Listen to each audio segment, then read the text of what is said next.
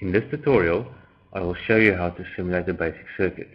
We will start with tutorial block 5A, which was created in the previous tutorial. Here we drew the circuit for a small JTL. I find it on the schematic editor.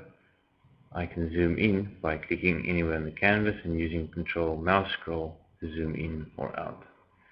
To simulate the circuit, we will need some excitation sources and some probes with which to probe what happens in the circuit. I can start by adding a voltage source, dragging it to the canvas, Control right to rotate, connect. We can give it a ground. This will be the DC bias voltage. Double clicking on this, I can set the DC bias voltage to rise to 2.5 millivolt after 5 picoseconds. JSON does not support straight DC sources. For the input, we may use another voltage source. This will be a quick way to generate a pseudo flux quantum pulse. I can set this voltage source to rise after 50 picoseconds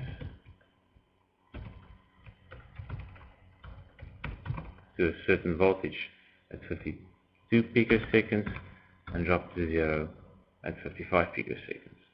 And we can repeat this pulse at 150 picoseconds.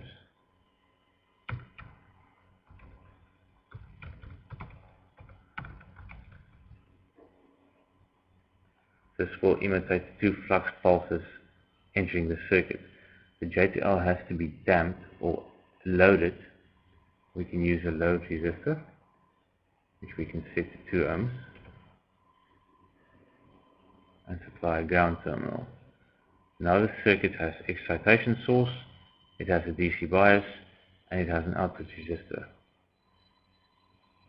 For simulation purposes, we would also need probes. I can show you a voltage probe. Let's place this over the input as well as the output, and we can use phase probes to probe the phase change over the junctions.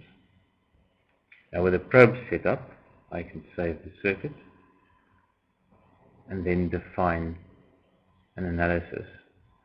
We select Setup Analysis from the icon panel. No analysis has been set up, so we create a new one. JSON only allows transient analyses, so we can create an analysis. Let's call this transient 1. For the time step, I would be happy with 1 picosecond.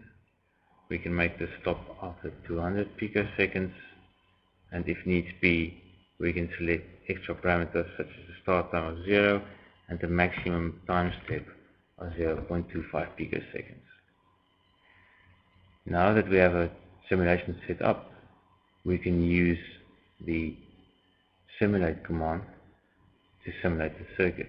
Here you will find the different analyses that have already been defined. Since we only have one, we don't have much of a choice. Before we simulate, we may view the spice deck to see if NioPulse understood the circuit correctly. And then of course we may best simulate. NioPulse throws us directly to the analysis viewer, or the analysis viewer, and here we may see the plots of voltage and phase.